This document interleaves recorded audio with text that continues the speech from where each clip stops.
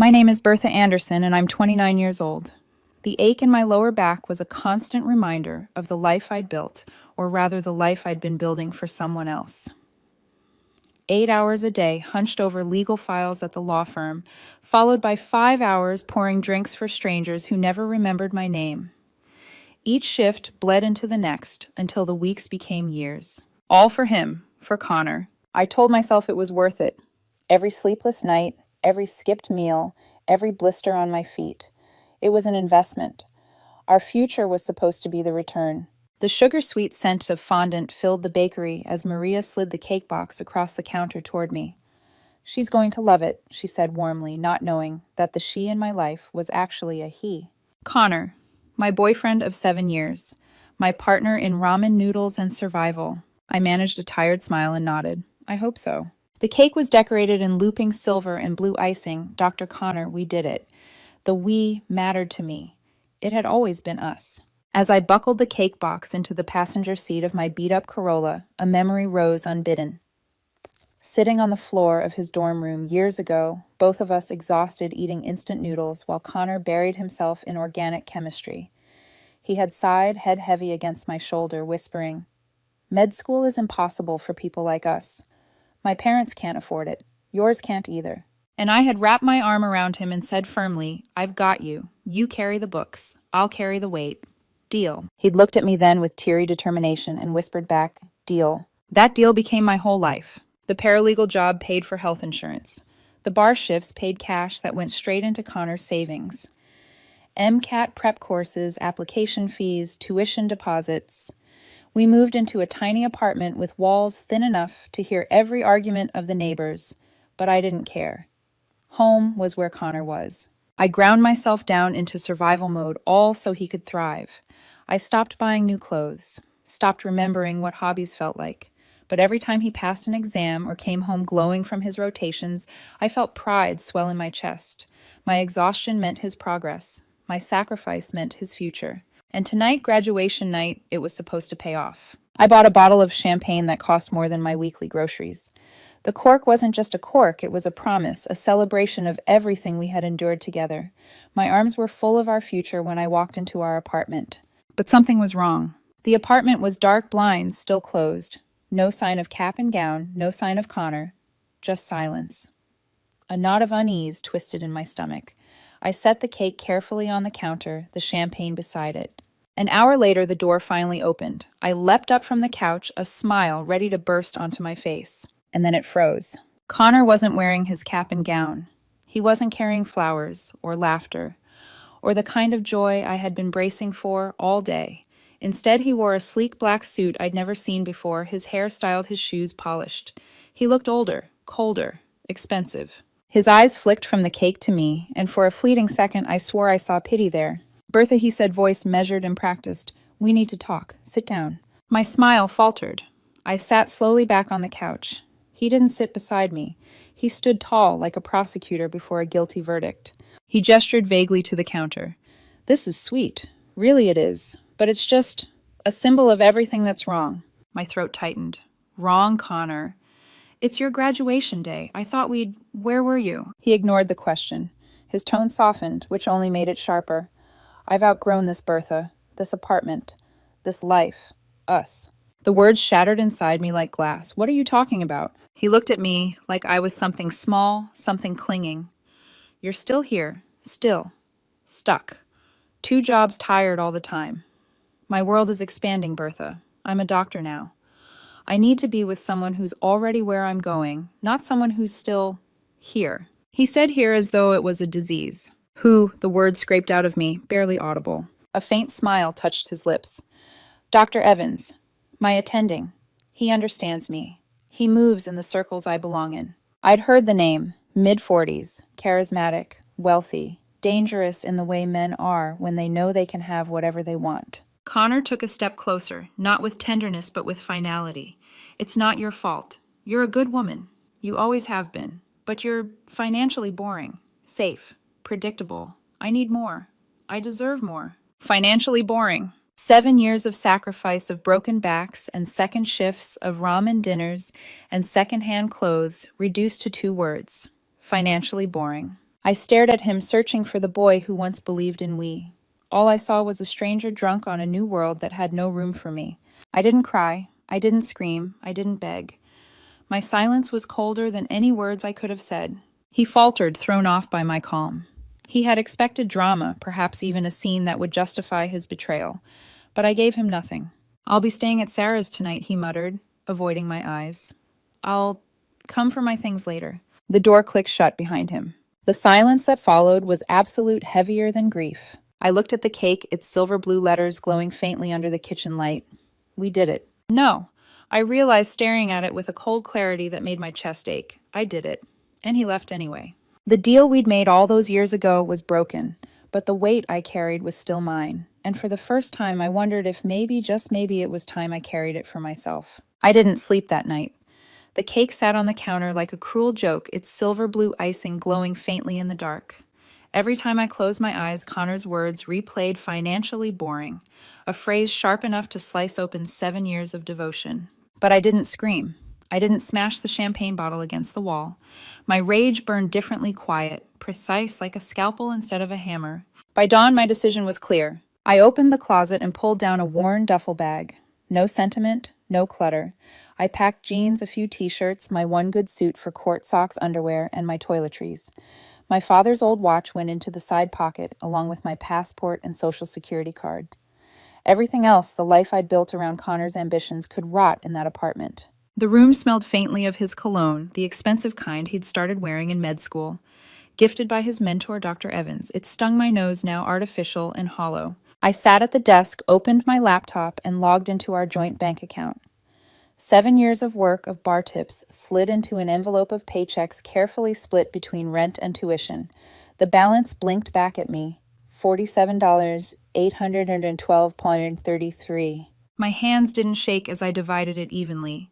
$23,906.16 transferred into my personal savings. Not a penny more. I wasn't a thief. This was simply accounting, a final tally of what my love and labor had cost. I wrote a note on plain paper, my handwriting steady. "Connor, I've taken my half of the savings. My portion of the rent is paid through the end of the month. You can keep the deposit. Bertha." No accusations, no pleas, just facts. I left the note beside the cake, evidence of what we were, proof of how much I had believed. Next came the lease. I called our landlord, Frank, a decent man with a tired voice. He answered groggily. "Frank, it's Bertha Anderson. Sorry to call so early. I need to break the lease, effective immediately. Keep the deposit. Consider it my penalty." There was silence, then concern. "Everything all right, Bertha?" My voice came out flat, steady. "No, but it will be." I hung up before he could press further. One by one, I severed the small threads of our shared life. Netflix, Amazon, Hulu. All accounts, with both our names attached. I removed mine, changed passwords to what belonged solely to me. It was tedious, clinical, like dismantling a machine. And then I zipped up the duffel bag. The apartment looked different suddenly. Not like home, but like a stage set after the play had ended. The props were still there, the couch, the kitchen counter, the photos on the wall, but the story had already collapsed. I slipped my key into the mailbox on my way out. The morning air was sharp against my skin, cool and clean. I carried only the duffel bag, no longer weighed down by the invisible chains I had wrapped around myself for years. I checked into a cheap, extended-stay motel on the edge of the city. The room smelled faintly of bleach and cigarettes, the kind of place people stayed when they were running from something. It suited me perfectly. The first 2 days I did nothing but sleep. 14 hours at a stretch, waking only to grab greasy takeout or sip water from flimsy plastic cups. My body was shutting down from years of exhaustion, finally reclaiming what it had been denied. When I wasn't sleeping, I stared at the ceiling. I didn't miss him. Not really. The man I loved had already disappeared months ago, replaced by a version of Connor who looked at me like I was dead weight. What I grieved wasn't him. It was the we that had never truly existed. On the third morning, I sat on the edge of the stiff motel bed, the duffel bag at my feet. The silence pressed in, but this silence was different from the one he left me with. This silence was mine. And somewhere deep inside, a small voice whispered, "This isn't the end. It's the beginning." The motel's bleach-stained walls became unbearable after a week. I couldn't keep living in a room that reeked of other people's regrets. So I drove. No destination in mind, just the highway unfurling in front of me, each mile stretching the distance between me and the life I'd burned down. City sprawl gave way to rolling hills, then thick forests. I rolled the windows down, the wind whipping my hair loose, carrying away the stale air of the motel and the ghost of Connor's cologne. For the first time in years, I could actually breathe. Hours later, I stopped at a small town diner with chipped red booths and a waitress who called me Hun. I ordered black coffee, my hands still restless. On the counter beside me lay a real estate magazine, its pages dog-eared. A red circle marked one listing: secluded fixer-upper cabin. Privacy. Potential. The price made me blink. It was almost identical to the number glowing in my savings account. Something shifted in my chest. A spark. I asked the waitress about it, and she nodded toward a gravel road just a few miles down. Oh, that place. Old cabin in the woods. Roofs, sagging windows boarded up. But the land's quiet. Real quiet. Quiet. The word wrapped around me like a promise. I drove out the road, crunching under my tires as the world seemed to swallow me whole. When the trees parted there, it was a small cabin crouched at the end of the drive, weathered and worn, but standing. The roof sagged. One window was covered with plywood. The porch tilted slightly like a drunk trying to steady himself. But behind it stretched 5 acres of woods, a creek murmuring softly just beyond the trees. It wasn't glamorous. It wasn't polished. But it was mine the second I laid eyes on it. The opposite of Connor's world of prestige and polished suits. The opposite of being financially boring. This place was alive in its imperfection. I called the number listed. My voice shook a little as I made the offer. By the next day, it was mine. The following weeks blurred into something both exhausting and liberating. Mornings began with coffee on the crooked porch, listening to wind sift through pines. Days were spent hammering, patching, sanding. YouTube tutorials became my new professors, teaching me how to fix a leak, replace. Floorboards hang a door. My body ached in ways it hadn't since those double shift years, but this ache was different. This ache belonged to me. Nights were for simple meals and old books, the kind I'd abandoned back when my life revolved around Connor's study schedule. I fell asleep to the chirp of crickets instead of the buzz of neon signs outside our apartment. The silence here wasn't heavy like it had been that night in the apartment. It wasn't suffocating. It was restorative. I began to see myself again beneath the exhaustion, beneath the years of carrying someone else's dream. Months passed. My phone barely worked out here, 1 bar of service if I stood on a rock near the creek. I didn't stand on it often. But one evening, curiosity tugged at me, and I checked my messages. A text blinked on the screen. Sarah Bertha Connor's really upset. He didn't mean it. You know how he gets under stress. Dr. Evans is a jerk. Can you just call him? I stared at the words. Once they would have sent me spiraling, heart-racing hands, trembling, desperate to patch things up.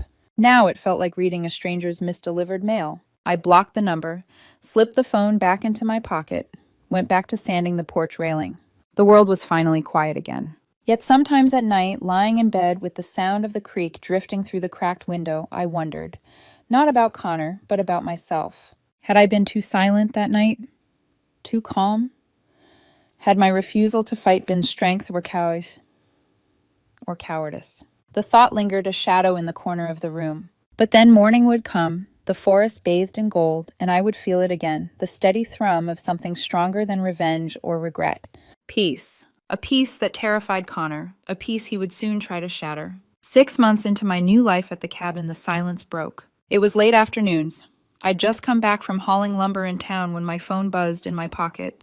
Normally, I ignored it. Reception here was patchy, unreliable, but I was waiting on a call from the lumberyard, so I answered. The voice on the other end was fractured wet with tears. Bertha, oh God, Bertha. Connor. My breath stilled, though my hammer remained in my hand. His voice was distorted, a ghost echo of the man who once told me he couldn't live without me. I made a huge mistake, he sobbed. Evans. He was using me. It was all a game. He's done this with other residents. The hospital found out there was an investigation. I could lose everything. Please, I need you. You were always my rock. I leaned against the cabin door frame, staring at the forest, as his words tumbled over themselves, a frantic jumble of self-pity and panic. I felt nothing. No anger, no vindication, no sweet taste of revenge. Only a detached curiosity, like watching a play I'd already read the ending to. I pulled the phone away from my ear, ended the call, and pressed block number. 90 seconds. That was all the space I gave his downfall. Weeks later, another call came. A different number. I picked up without thinking. "Why won't you answer me?" His voice was thinner now, threaded with hysteria. "Do you have any idea what I'm going through? Evans destroyed me. The board is after me. My reputation is ruined. I need your support after everything I did for us, for our future." That last line stopped me cold. Everything he did for us.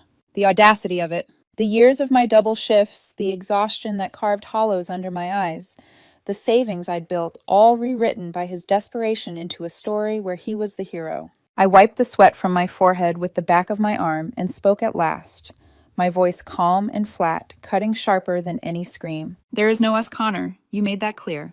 A silence stretched heavy and awkward. I didn't give him the chance to reply. I hung up, blocked the number. For a while I expected guilt to creep in, or pity. But instead, the silence that followed felt cleaner, sharper, more absolute than before. It was like scrubbing out the last traces of mildew from a wall. Once gone, you wondered how you'd ever lived with it. And yet, Connor wasn't finished. A month later, I returned from town to find another voicemail. His voice was calmer this time, rehearsed. "Bertha, please, we had 7 years.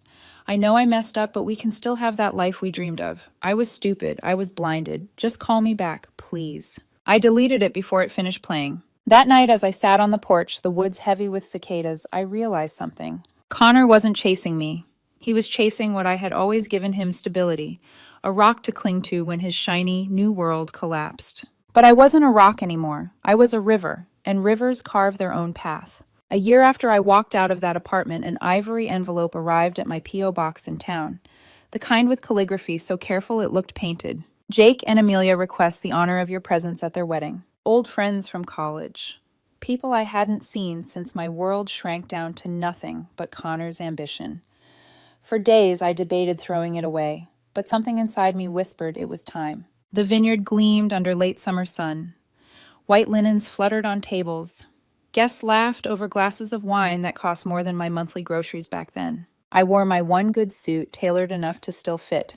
At first I felt like an imposter, as though everyone could see the girl who once dragged herself through back-to-back bar shifts. But then I saw Jake beaming at Amelia as she walked down the aisle, and my unease melted. Love wasn't supposed to feel like sacrifice. It was supposed to feel like that. I was nursing a whiskey at the reception when I sensed someone at my elbow. "Bertha." His voice. I turned. Connor stood there holding a glass of wine too tightly. His once polished confidence was gone. The suit he wore looked borrowed, his face thinner, older. His eyes were ringed with sleepless shadows. He forced a fragile smile. "You look good." I gave a single neutral nod. "Connor." Silence stretched between us, taut as wire. He rushed to fill it. "I'm so sorry. About everything. Evans, he manipulated me. Love-bombed me. It all fell apart. I lost the hospital, the job, the respect. I was stupid." His words tumbled out, rehearsed, polished excuses wrapped in regret. "But we had a plan, Bertha. We can still have that life. You and me. We can start again." I took a slow sip of my whiskey, said nothing, just let the silence sharpen. His composure faltered. "Aren't you going to say anything? I need you. You were always my anchor." Finally, I looked at him. Really looked. The desperation etched into every line of his face, the fear behind his words. And I felt nothing, not anger, not longing, just distance. That life, I said quietly, was built on my exhaustion. This one, I gestured toward the rolling hills beyond the vineyard, is built on my peace. He blinked, confusion flickering. Peace. He said the word like it was foreign, like a language he'd never learned. "I bought a cabin." I continued conversational, almost light. 5 acres of forest. No reception. Quiet. His grip tightened on the glass. This wasn't the script he'd prepared for. I was supposed to break to forgive, or at least rage. Not this. Never this calm detachment. "What happened with you and your career?" I asked evenly. "That's a professional matter. It has nothing to do with me." His face crumpled.